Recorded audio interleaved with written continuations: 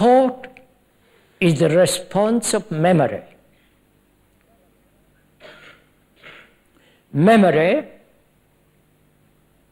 is not only the remembrance of things past, but also thought which projects itself as hope in the future.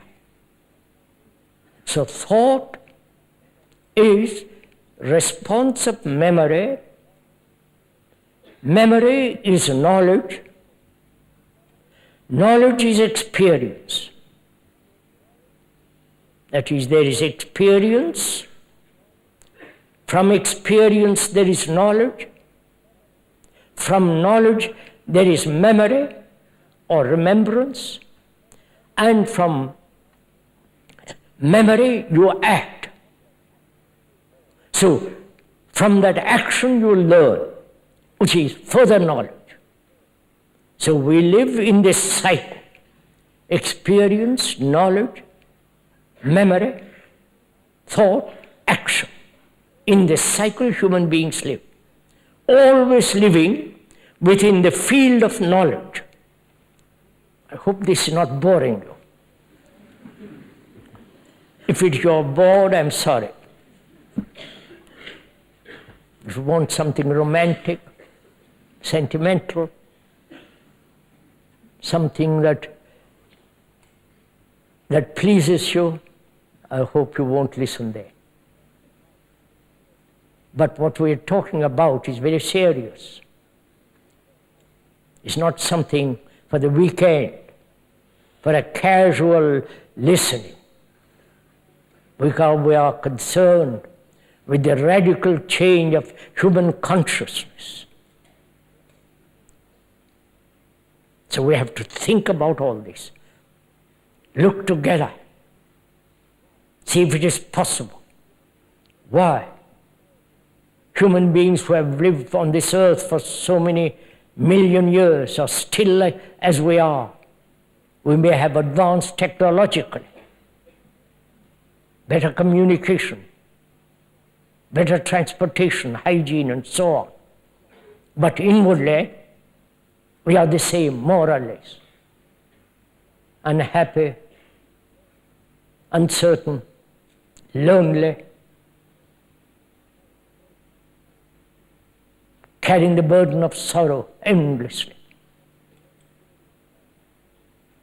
And any serious man confronted with this challenge must respond. He can't take it casually, turn his back on it. That's why this meeting and tomorrow morning meeting is very, very serious. Because we have to apply our minds and our hearts to find out if it is possible to radically bring about a mutation in our consciousness, and therefore in our action and behavior. So as we were saying, thought is born of experience, knowledge. And so there is nothing whatsoever sacred about thought. It is materialistic. It is a process of matter, thinking. And we have relied on that, on thought, to solve all our problems, political, religious, relationship, and so on. And our brains, our minds are conditioned, educated to solve problems. Thought has created the problem, and then our brains, our mind are trained to solve problems. If you have an engineering problem, you solve it. A problem of disease, one solves it. And so on. Our minds are trained to solve problems.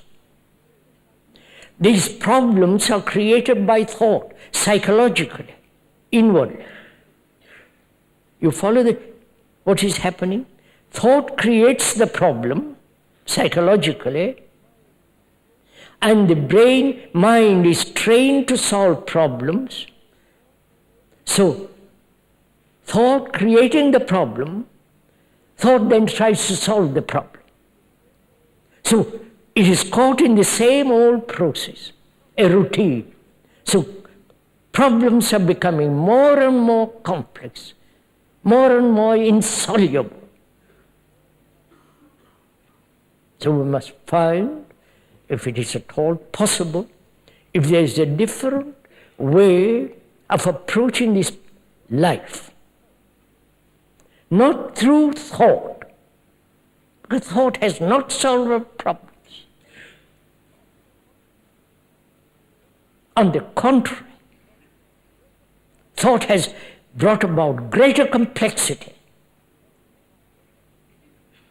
We must find, if it is possible, or if it is not possible, if there is a different dimension, a different approach to life altogether. And that's why it's important to understand the nature of thought, nature of our thinking. Our thinking is based on remembrance.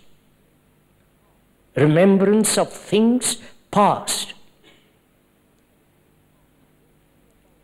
which is thinking about what happened a week ago, thinking about it modified in the present and projected into the future. This is the movement of our life, which is an actuality. So, knowledge has become all important for us. But knowledge is never complete.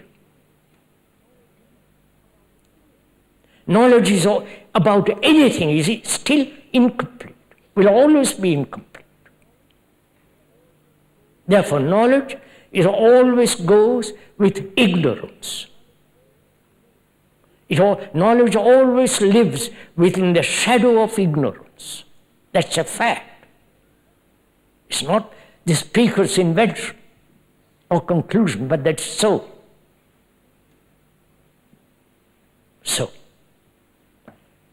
love is not knowledge. Love is not remembrance. Love is not desire or pleasure. Desire, pleasure, remembrance are based on thought. So, our relationship with each other, however close, however near, if you look at it closely, is based on remembrance, which is thought. So in that relationship, actually, though one may say you love your wife or your husband or your girlfriend and so on, it is actually based on remembrance, which is thought. Therefore, in that there is no love.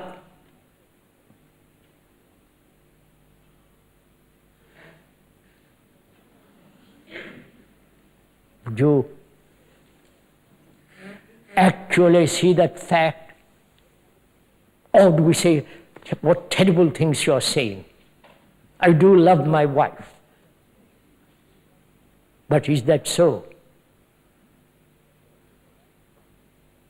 Can there be love when there is jealousy, possessiveness, attachment? When each one is pursuing his own particular ambition, greed, envy, or direction. Like two parallel lines never meeting.